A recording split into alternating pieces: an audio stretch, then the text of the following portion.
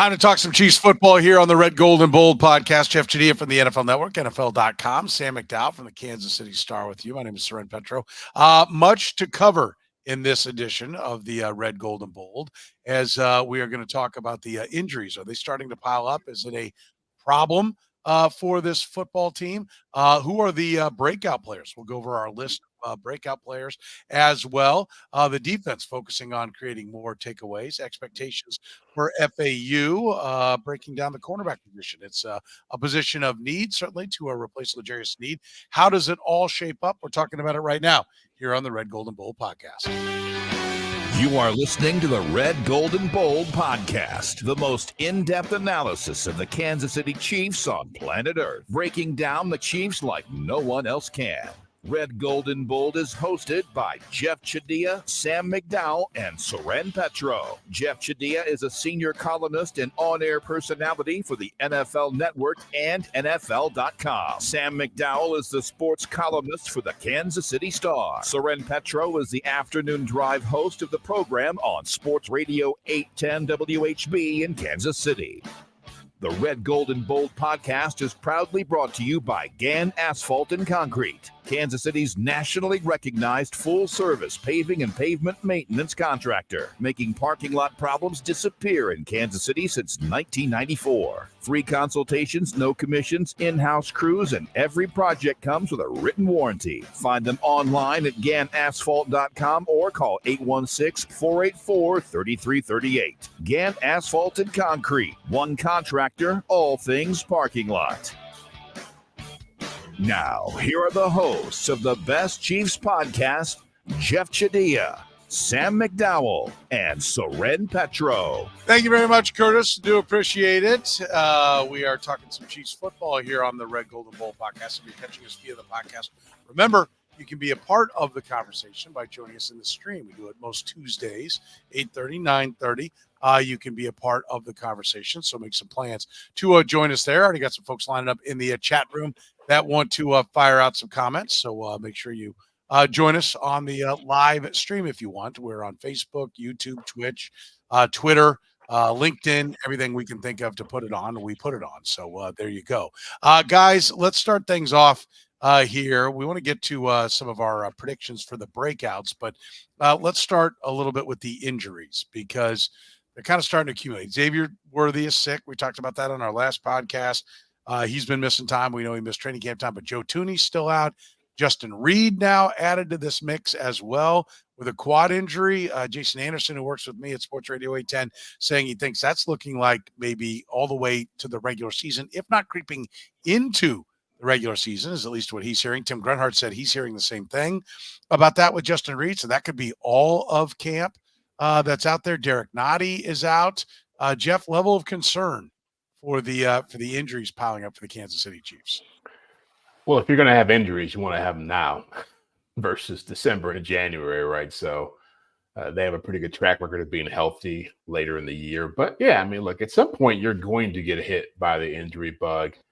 And it has been astonishing they haven't had more significant injuries to more significant players for a team that's played as much football as this team has played over the last 3 or 4 years. But, yeah, I think the biggest two obviously are Justin Reed and Thuney.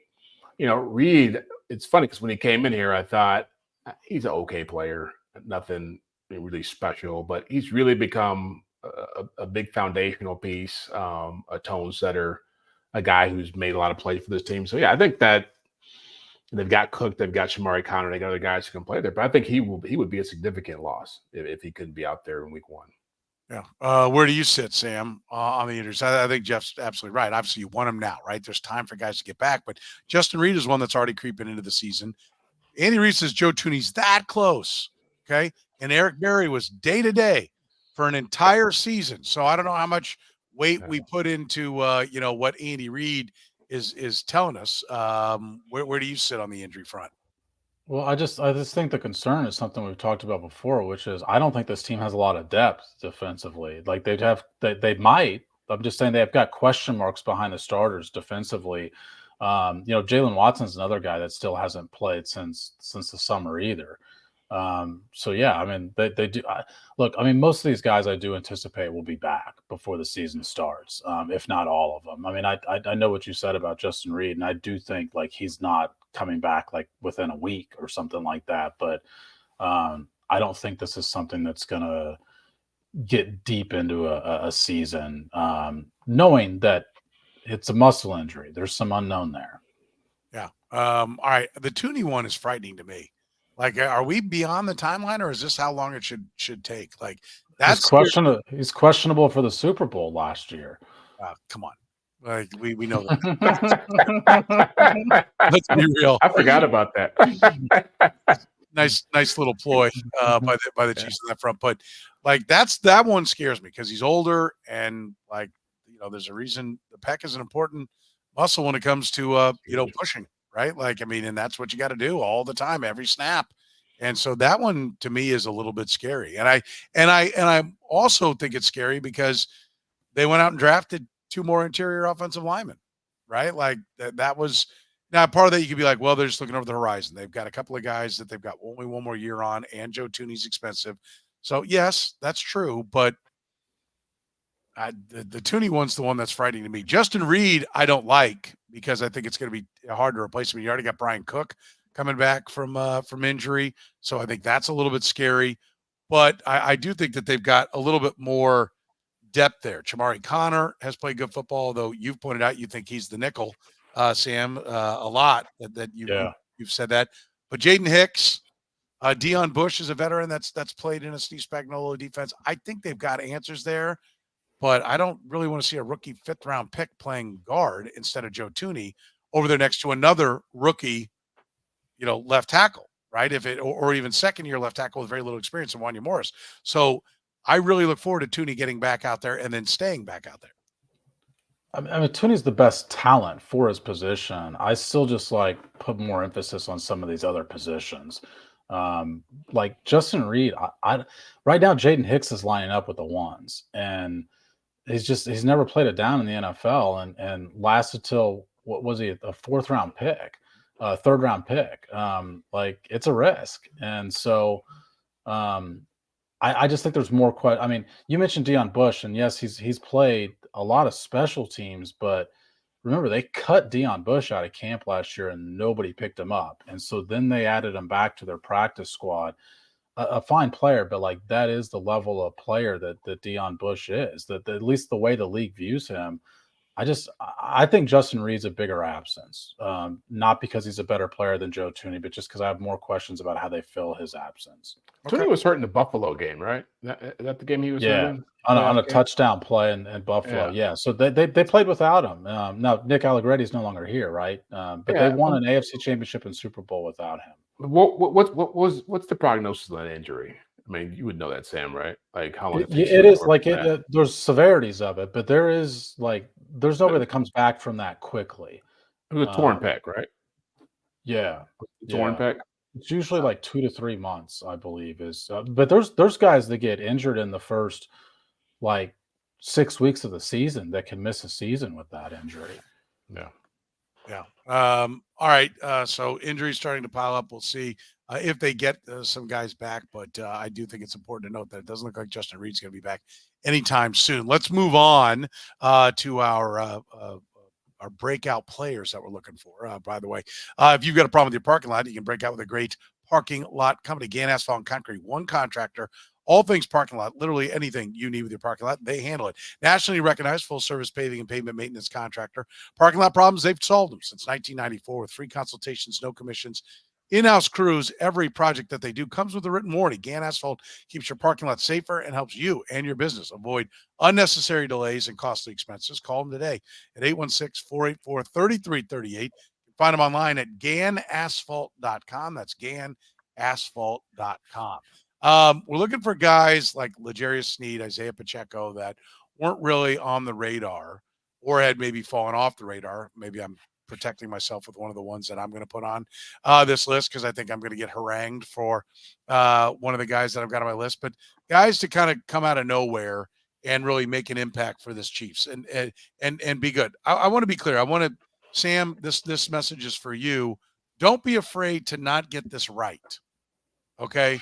The idea is to look over the horizon and say, oh, this guy, I think there's some upside there. I kind of see what they're doing. I like where it's going. So it doesn't, I don't want your answers to be Patrick Mahomes because he, had only a little over 4,000 yards. That's not going to fly this time. Okay. Are you just? It sounds like somebody who's used to not getting these right and just like wants some company.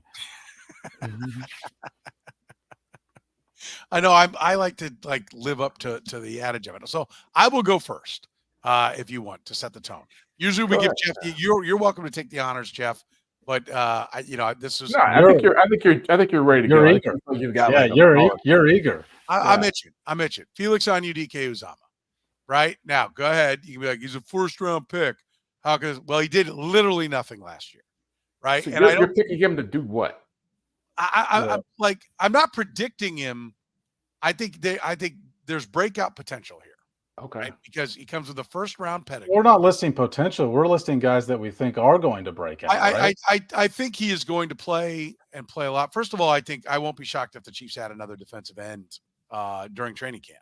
I think if there's a veteran out there that's just wanting to miss part of camp, I won't be shocked if the Chiefs bring in another defensive end. With Charles Omenihu down, I think that they're still thin at that spot, and so I could see that. I just want to know what you think Felix is going to do. That's what I want to hear too. Yeah. Listen, I want to say he's going to be a 10-sack guy and a wrecking crew, but I think 5 sacks and be a dependable part of a defensive end rotation after being nothing last year. I think Felix Anudike-Uzomah starts to establish himself as a legitimate NFL defensive end this year. I won't go to and L'Jarius Sneed wasn't L'Jarius Sneed his first year, but I think you'll start to say, okay, this is not a wasted pick. He can play, or it's not a pick with no value. He can play, and let's see what he can do. So I think Felix Anudike-Uzomah is a prime candidate to break out and contribute. Sam, I saw your wry smile. Is that the one that you had opened with by saying, one of mine is going to create some argument? Is that the one you were talking about, or do we still have one of those to look forward to? No. That's the argument, because I thought you'd ding me for being a first round for him. No, no. If you think he's going to get 5 sacks, I think it belongs in this list. I mean, look, I said this to you guys privately as we talked about this. Like, this is a total compliment to our listeners.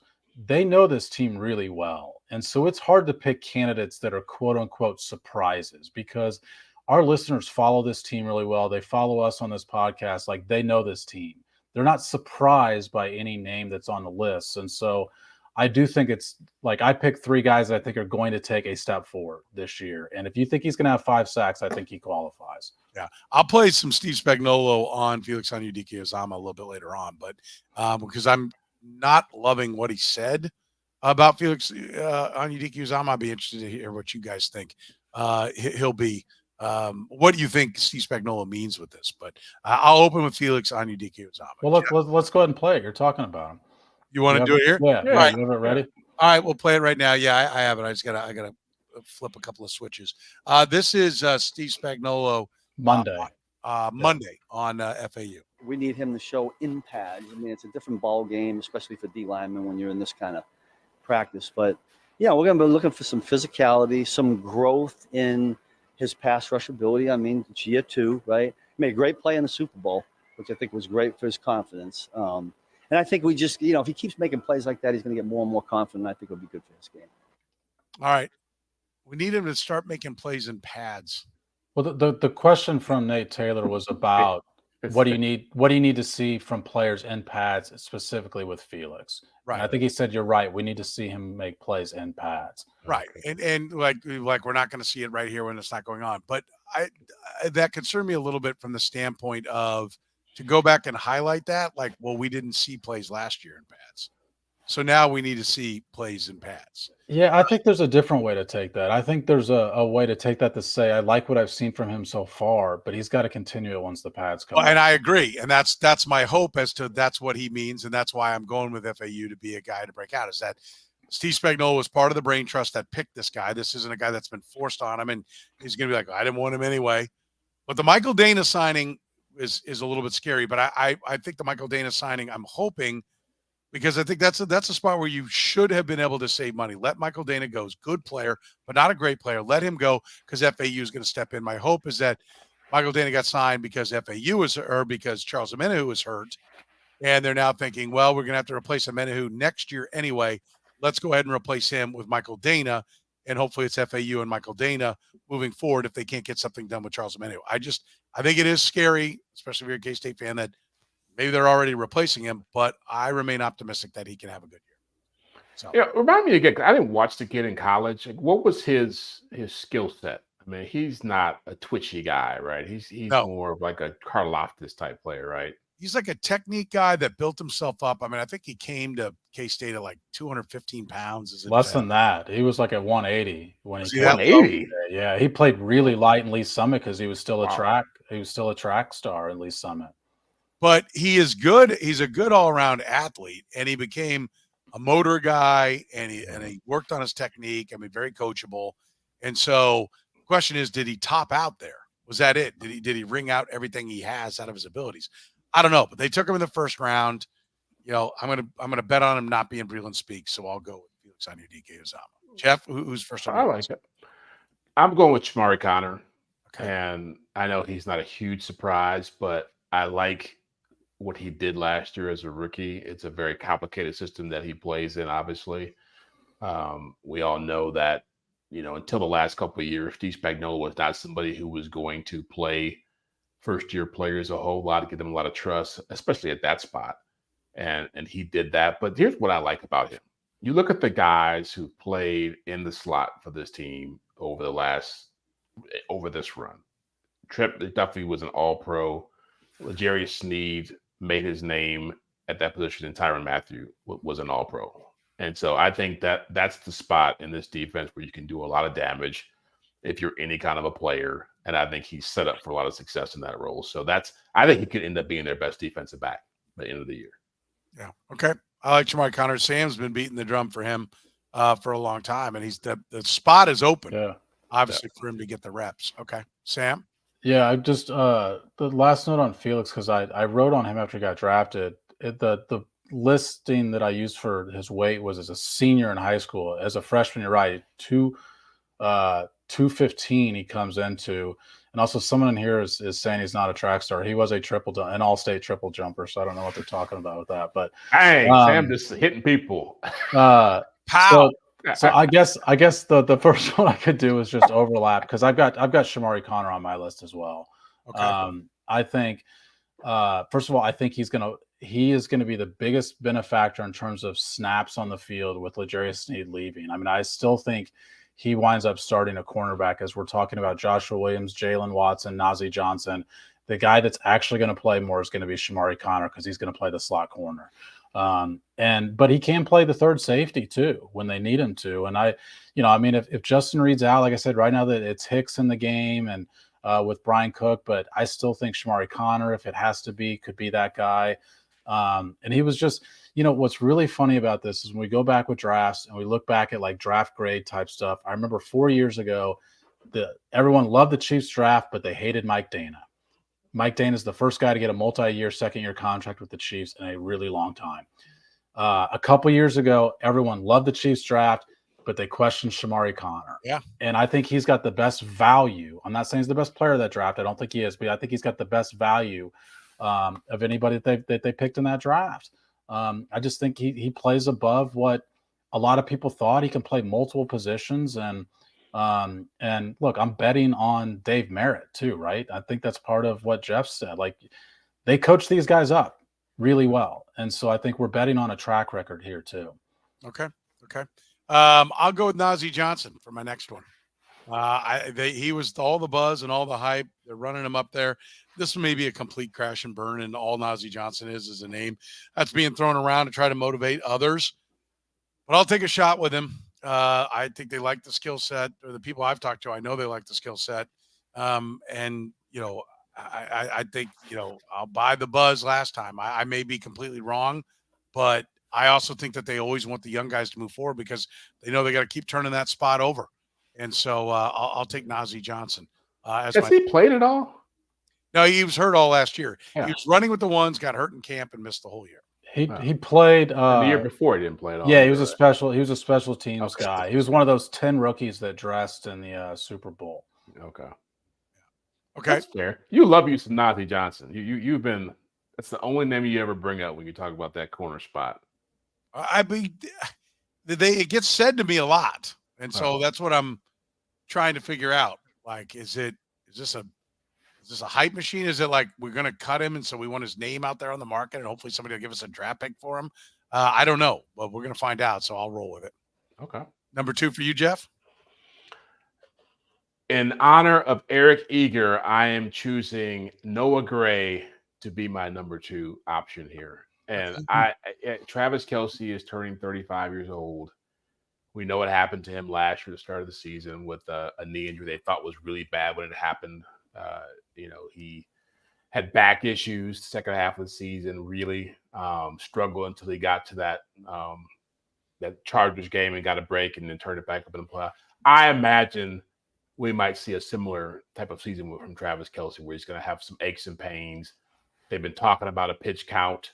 They've been trying to find ways to utilize Noah Gray. And Noah Gray's got some skills. I think that, everybody wants to jump on the new guy, Jared Wiley, but Noah Gray's been here for a while. He's in the contract year. Time for him to make some noise. I'm going Noah Gray. I love the responses in the chat room. One, who's Eric Eager? Nice job, Matt. Tina said, Jeff, you are not. Noah John said, no Gray Jose. He's Jag. And then Matthew said, freaking Noah Gray. That's why it's called surprise. Yeah. When he breaks out, we're going to be saying, damn, Jeff called Noah Gray. What is a breakout for Noah Gray look like? 28 catches, 305 yards, 2 touchdowns last year. I think he'd be the 500-yard, 30-catch guy, 35 catches, 5 touchdowns. I like to see a little more to make the breakout category. And I think I'm going with the 850 Travis is going to give, so you get 1,300 out of the tight end spot. All right, I'll take it. Sam, number 2 on your list? Sticking in a similar spot as my last one, but I'm going with Brian Cook. I think that Brian Cook disappointed me last year, even before the injury, as far as I thought he would take a bigger leap from year 1 to year 2 than what he did. But it was his first year playing like that significant of snaps. And when you go back and look at it, he didn't tackle well last year. And like that's the aspect of his game I think that most has to improve in order for him to become there were games last year where you could forget Brian Cook was playing. And that can't happen this year, especially, if Justin Reed's going to potentially miss some time. I just think Brian Cook's got to be a more frequent impact on the game. And I do think this year he will take the step forward that I anticipated him last year, recognizing that I would have put him on my list last year, and I think I would have been wrong. I think I would have picked a guy that played more, but not necessarily played better. Okay. Number 3 on my list, I'll go where Jeff went. And instead of Noah Gray, I will take Jared Wiley. I think he's going to be the guy, not Noah Gray. I think he bumps Noah Gray down. And I think around the goal line, this is the tall guy that they've, seemingly, Demetrius Harris and who was the wideout convert a couple of years ago. Jody Fortson. Yeah. Jody Fortson. But he actually is a tight end. He can actually block. He can actually play the position. And I like, what I saw, the little bit I saw of mini camps and everything. He's smooth. He receives the ball well. Hands look good. A lot of compliments coming from people down at TCU. So I will go Jared Wiley to be the number 2 tight end and to be the guy that will ultimately replace Travis Kelce at the tight end position. I think we're going to see a lot of 2 tight ends, some 3 tight ends. I think that's one of the reasons why they'll carry less wideouts because they won't have to. And so I think you're going to see them try to maybe be a little bit more physical, a little bit bigger. And I think they'll do it by playing 2 tight ends. And so I think more snaps for Wiley than Gray, and I think he produces at the goal line. So I'm looking for 5-6 touchdowns out of him at the goal line. He's the guy that wins the jump balls. The race is on. Yeah, I was going to say what we've guaguaranteed is one of you 2 is for sure going to be wrong. That's right. Well, Soren's working his TCU connects. Now I'm concerned. There's no guarantee either one's going to be right, but there is a guarantee at least one will be wrong about. That's right. Yeah, that's good. Jeff, number 3 for you. Oh, that fan favorite of so many years gone by, McCole Hardman is going to wow people at the wide receiver position like no other. Okay. I think that he is set up for success. He's gone off to the Big Apple, come back humbled. He scored the game-winning touchdown in the Super Bowl, so he's going to ride that wave of momentum into this year. Knows the offense. We've talked about the fact that he is better horizontally than he is vertically, so he can do all the jet sweep stuff. He's actually, he's done more for this team than people give him credit for. He never became what people thought he could become, but I think that he's a veteran. Andy Reid likes him. He's got a role here, and Rashee Rice being hurt or being potentially suspended, Hollywood Brown and Xavier Worthy being new, I think there's a chance for him to make some noise early. All right. Sam? My third one? Yep. You guys are either going to hate this pick, say it doesn't qualify, or possibly both. But the guy I think will take a big step forward is Jawaan Taylor, right tackle.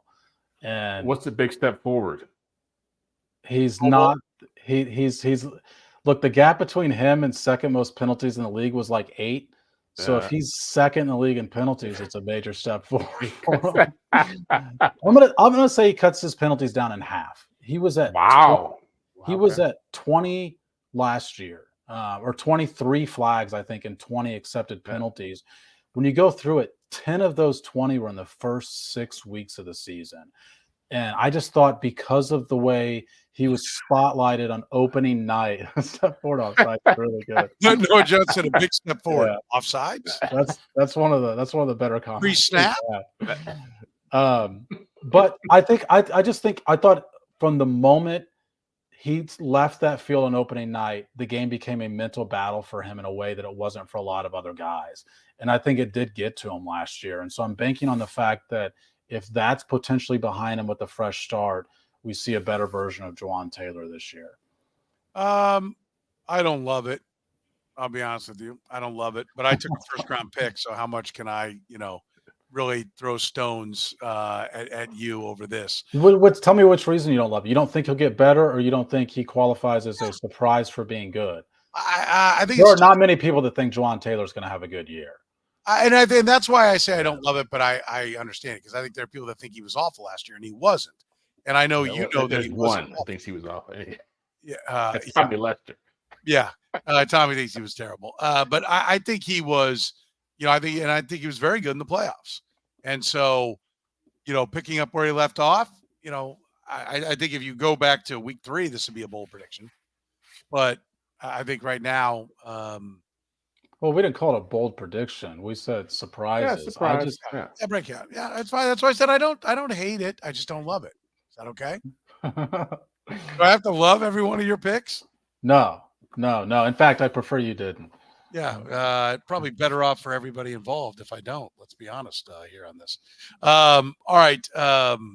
We got a bunch more we want to get to. First of all, I want to tell you, we're brought to you by our friends at Besame Wellness. You can save 25% on your order at Besame Wellness when you use the promo code podcast25.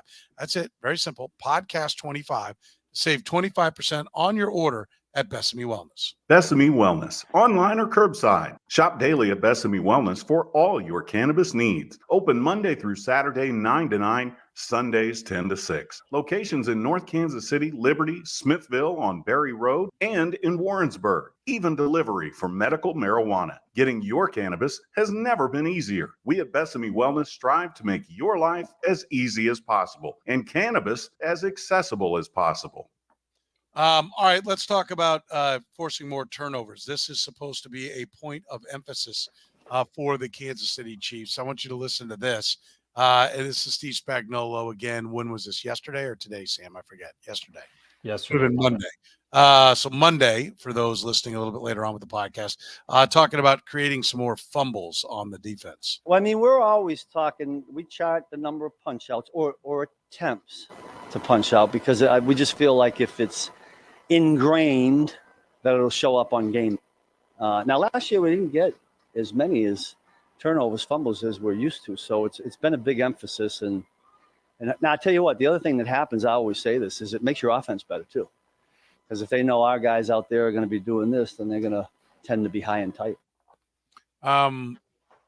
First of all, how big of a problem it was not having a ton of takeaways? First of all, I don't think anybody gets interceptions anymore. Quarterbacks are too good, offenses are too good, and they were the number 2 defense playing it the way they were. Is this just like, we got to do something, Jeff? So this is what I'm going to. Everyone wants to cause turnovers, wants to take the football away. I'm not trying to make a big deal out of this, but when you hear that he wants to punch the football out, and they're going to practice it, and offensive guys don't like it. They don't like it when you're doing that in practice. So, is this worthwhile? Yeah, I mean, we've talked about in the past just how few possessions you get in NFL games these days, and if you're able to add 1 or 2 with a turnover, that's gold. And so, yeah, I mean, I was surprised at how successful they were at turning people over once the postseason started, because they were they were one of the worst teams in the league at doing it during the year. And you saw, I don't think that they're winning a championship without those turnovers, without that fumble recovery by McCaffrey in the Super Bowl, or without L'Jarius Sneed punching the ball out on Zay Flowers' AFC Championship game.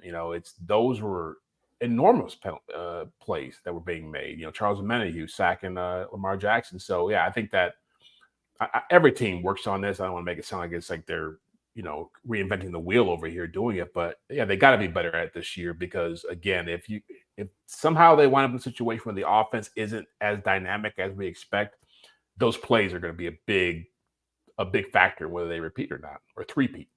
Yeah. What do you think? Is this a big deal? Is this, because I think there's a lot of teams go for Marcus Peters spent his career trying to punch the ball out and not tackle anybody. They were a better tackling team, and that worked well. Again, we're early in camp. Yes, we're looking for things to talk about. I will freely admit that. But I do worry sometimes that if you put all the emphasis on taking the ball away, you start having missed tackles. Yeah, I mean, I just think turnovers, especially fumbles, are a product of mostly luck. So I don't really think it should be a major point of emphasis. I mean, listen, you want to say, let's knock down the ball when you can't get to the quarterback. Tip passes lead to a lot of interceptions. You want to say if the guy's carrying it loose, yes, try and strip the ball. But a lot of it is just luck. It's the reason why when we did our predictions for the season, one of my predictions was that they would suddenly become in the positives and turnover differentials, because they played too good of defense last year to have that kind of bad luck. They also played a lot fewer snaps on the field because they were a much better defensive team last year. So I think part of it is that as well, but I don't put a ton of stock into it for that reason. I just think, like, you don't want a coach to get up there and say, well, our luck's got to turn around there, but that's kind of top of that list when it comes to getting turnovers in that area. Why don't they get more interceptions? I mean, I know like I said before, interceptions are down league wide because the quarterback play and the offenses are so good and the rules are slanted towards the offense, Jeff. But why do you see something that they're doing that's flawed and why they're not more productive? Oh, I wouldn't say flawed. I just think that you play a lot of, when you blitz a lot, you're playing a lot of man coverage, so guys have their backs to the quarterback. I had a guy ask me one time, like, well, how come DBs when the ball's in the air can't turn around and catch it and intercept it when the ball's right there? Because it's just really hard to do. You're running full speed trying to catch a guy that's really fast, and to turn around and like track the ball, grab it in midair is hard to do. So I think part of it is just the way they play. The teams that get a lot of interceptions tend to have safeties that play like the Bills played their safeties, or you have just amazing talent back there at safety. It's you're right. There's a reason why the interception total for quarterbacks has gone way down, because people have become more accurate at throwing the football, and most teams don't have those kinds of Ed Reed type guys who get like 12 interceptions a season. Yeah. They're good defensively, but they play sound defense, right? Like I think a lot of times, like Marcus Peters would get picks, but he'd also get burnt. Yeah, you got to gamble a little bit. Yeah, they don't get burnt. I mean, you said it about, I think Tommy said Trent McDuffie's still looking for his first career interception. Yeah. Well, he doesn't get thrown at because he's covering the guy. No. Yeah. That always to me is, it's tough to get picks if they don't throw it your way. They only throw it your way if they think the guy's open. So it kind of speaks to how good McDuffie has been. I mentioned Anudike-Uzomah as my breakout guy. What are the expectations for him this year? Like, what are your expectations? I think he's a breakout candidate. Do you guys think he's a busted pick?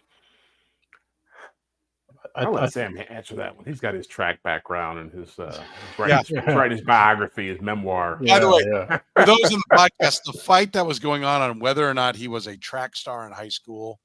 Pretty heated. He didn't even get his senior season. So even when you look at his track resume, he didn't get to do it his senior year. I was trying to leave that fight in the chat room, Sam. It was COVID. Here. You know, it's tough for me to pass up though. Yes. I think. Look, I mean, we've only given the guy 1 year, but if I had to pick after 1 year and 1 week of training camp, I don't think he's going to get 5 sacks this year. I think that's a higher number than what I would project for him. Okay.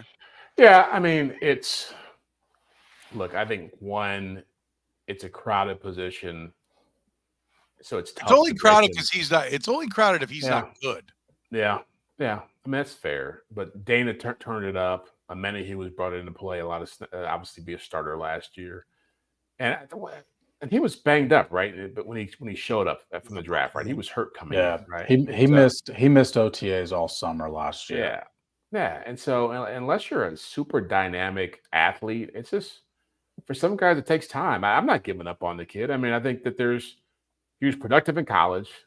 You know, he's got people playing in front of him, and to get those snaps, he's going to have to really wow people with when he gets on the field. So I think there is a learning curve for some of these guys, but I think he'll find his way. I don't think he'll be great, but I think if he can be what Mike Dana was, before he had this past season, I think that's a good sign for him. Jeff, let me ask you this, just because you covered from a league-wide perspective more than I do. He's worked a lot this offseason with Tamba Ali. Now, George Karlaftis did it the year before.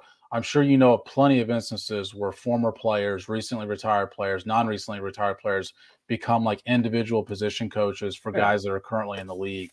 Do you think that's a major thing? Do you think that could be a major benefit for him having worked with Tamba Ali? Yeah, because I think most people will tell you that pass rushers in college football, I think it's become one of the harder positions to transition into the NFL. One, because you don't see top-tier offensive tackles very much at the college level. And so usually if you're pretty good, you're just a great athlete getting over on a guy who's not as good athletically. But two, you got to learn moves and counter moves and all these things using your hands. That takes time, and it can be hard. Like if you're a great athlete and you're used to having success just off the fact that you're just super talented, it's going to be hard to learn how to get better, how to be a professional. And so I think that's what he's going through. And there's a lot of dudes. You can probably look at the last 3 or 4 years of the draft. The pass rushers who've been drafted and the guys who are doing well are probably playing on really good defensive lines. And the guys who are struggling are probably guys who, Boya Mafe is a really good example of this, a guy in Seattle who came in the league with FAU. And his first year in Seattle, he was mediocre, okay. Second year, he blew up, and he became a guy who was an 8-9 sack dude. And coming out of college, he was a player out of Minnesota who they said he's got some skills. He was a second-round pick, but he hasn't developed, and he did that. And so that could be FAU, maybe not this year, but maybe a year or two from now.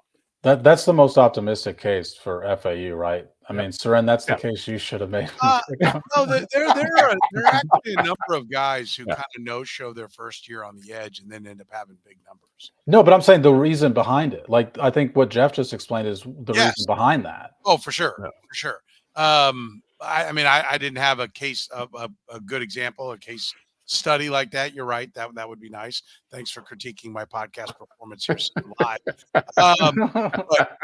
But I've seen enough, edge rushers that are like year one, you're like, God, man, that guy he wasn't much. And they're like, oh, here he comes. Like they get there. And that's Kayvon Thibodeau from the Giants. Yes. Year 1 to year 2. Yeah. Is anybody predicting that he will go down being referred to as a bust? I mean, it's certainly in the equation, right? But will you predict it? No, I think it's too early for that. Yeah, really for a pick, they're the last pick in the first round. Like, to me, a bust is a top 10, top 15 guy flaming out. If he's a solid player for you at that spot, I think you've done pretty well for yourself. Gann Asphalt and Concrete, always solid when it comes to handling your parking lot issues. Listen, if you own a business or manage a business, the first impression and last impression you leave is the parking lot. If the striping isn't easy to see and people are stuck in spots they can't get out of, they come in upset, angry. Listen, avoid unnecessary delays and potential liability in your parking lot. Get your lot restriped today. Gann Asphalt and Concrete, experts in all things parking lot, one contractor, all things parking lot. Every project comes with a written warranty. You can find them online at GannAsphalt.com. That's GannAsphalt.com. Keeping your parking lot, everyone's parking lot in Kansas City, safe since 1994. 30 years, Kansas City's best. Gann Asphalt and Concrete, online at GannAsphalt.com. All right, where do we sit in the cornerback competition right now? Who's in front? What do we think the rotation is going to be? And who's going to get cut? I mean, this is kind of the opposite of the wideouts. You're a second, third round wideout. We don't think you're any good. But if you're a fifth, sixth, seventh round corner, boy, you're going to be a star just because of the track record that they've had there. Sam, what are you thinking is the cut line? Are we going to actually see a draft pick from the last few years that gets cut? So first, who's running with the ones right now? Who's running? Ones is so Jalen Watson's out. So you've got McDuffie, Joshua Williams on the outside, and Shamari Connor on the inside. Okay. With the twos has been Nazeeh Johnson on the outside, Nick Jones on the inside, and then initially it was like Kelvin Joseph was getting some run on the outside. I'm trying to think. There was somebody else. Kamal has been mostly with the threes, and Echo has not been with the ones or twos much. He's been mostly with the threes as well. And so, look, Echo was a guy that they, let go of during the season and brought back on the practice squad. I think maybe if you're looking at potential cuts, a guy that could still be on the practice squad, but maybe not make it out, it could be him. Again, we'll see once the pads come on, but that's how they've been lining up for the first week or so. Okay. So Soren's guy is running 2 right now, so he's got to pick up some speed here. Nazeeh Johnson. Yeah, that's what Jalen Watson out as well. Yeah, well, it's about breaking out, Jeff. You can't break out. You're already a starter. You know unless you're Sam McDowell, then you think you can break out. I look for the guys that are behind the scenes, right? Emphasis on behind, yeah. Yeah, but what do you think? How do you think it's shaping up? Like for the long, like that's what they're doing. They're mixed. Lucas Yang ran with the ones. No one thinks he's going to start. Right. I still think the battle is mostly going to be Joshua Williams, Jalen Watson, and Jalen Watson falls further behind every day he misses. Yeah. And then I still think Shamari Connor is going to be the slot guy. Nazeeh Johnson's going to be a guy who's on the team. And he was a guy that like you said, because they IR'd him before the season, like they didn't have to make him. They didn't have to keep him as a part of the initial 53. So that cost somebody a spot, right? Even though if you've got L'Jarius Sneed, you do have an extra draft pick that you mentioned. So I think you look at those 4 guys as being on the team. And then it's how many did they keep last year? They keep 5 or 6 last year. We kept they had the 2, Sneed and McDuffie, Williams, Watson. But they did not keep Nazeeh Johnson last year. He's been the 5th guy. September 1, 23 depth chart. The defensive backs were corners were Jalen Watson. It was Nick Jones. Okay. Josh Williams, L'Jarius Sneed, and Trent McDuffie. Yeah. So I don't know. Nick Jones has been running.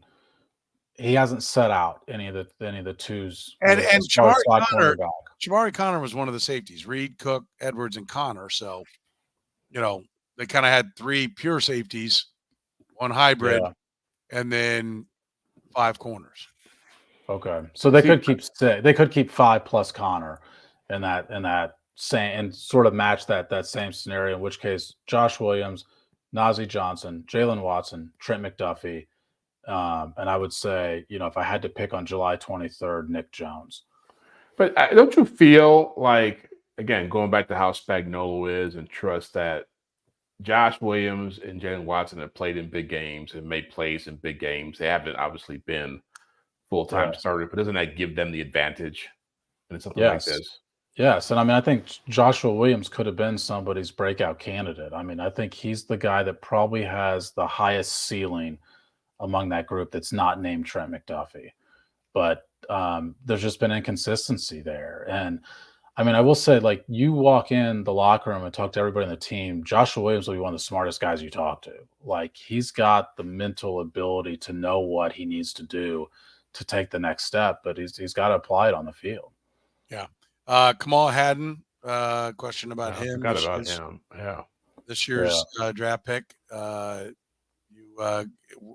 It's early, but you can judge the wideouts and DBs more because like it is a passing camp for the most part. Yeah, especially the wide receivers, I think, more than the DBs. You're right. It's more of a passing camp right now, but the defensive backs can't put hands on guys. And so we don't know yet. Maybe he's a guy that plays physical. He's also a guy that missed the end of his season in college. So I do think he's still, I mean, while he's healthy now, I do think there's an adjustment period there when you haven't played football in a little while. Yeah, for sure. But and I think the safeties are kind of an interesting bunch as well. When how does Jaden Hicks fit into that mix? And now that Justin Reed is down, like we talked about, I'm not terrified of what they have back there, but I'm excited to see. I'm interested to see how they're going to use Hicks. Yeah, right now he's a starter in Justin Reed's spot, and so what that does is it potentially changes Brian Cook's role too. But right now, I mean, I think Hicks is a starting safety with Justin Reed out. And I actually think if like in a dime package, he could be the guy that's in the box as a third safety. We saw them play a third safety a lot. And then that guy would maybe be sort of a deeper guy. I think maybe the roles reverse a little bit and that Jaden Hicks is the guy that plays in the box. I mean, when you look at him and if he would line up at linebacker, you would not think he's lacks size. And I think they're going to find that he's a guy that can move around a little bit once he learns the playbook. Well, and I'm wondering if he plays, like you said, up there the way we've seen, even Eric Berry play up there. But is that what keeps the snaps down for Leo Chenal? Right? Good question. They play more DBs and they go with Bolton and Tranquil out on the field most of the time, and usually in at least nickel. I think that's what I think is going to happen. I don't think you're going to see Leo Chenal, taking out Drew Tranquil. I think Bolton and Tranquil will be on the field if they're healthy. I bet Chenal's playing week 1. And Derrick Henry. I think he'll play. Yeah, for sure. Yes. I think he'll be in the base defense quite a bit in that one. Against the Bengals in week 2, you might see a lot more Hicks. Not so much. Yeah. You might see a lot more Hicks. Remember, we're always brought to you here at the Red Gold and Bold podcast by Gann Asphalt and Concrete. Kansas City's best, making parking lot problems disappear since 1994. Every project comes with a written warranty. You can find them online at GannAsphalt.com. That's GannAsphalt.com. And by our friends at Besame Wellness. Remember, Podcast 25 saves you 25% on your entire order. Make sure you use that promo code Podcast 25 when you go to Besame Wellness. For Jeffri Chadiha from the NFL Network, Sam McDowell from the Kansas City Star, I'm Soren Petro saying thank you very much for joining us here on the Red Gold and Bold.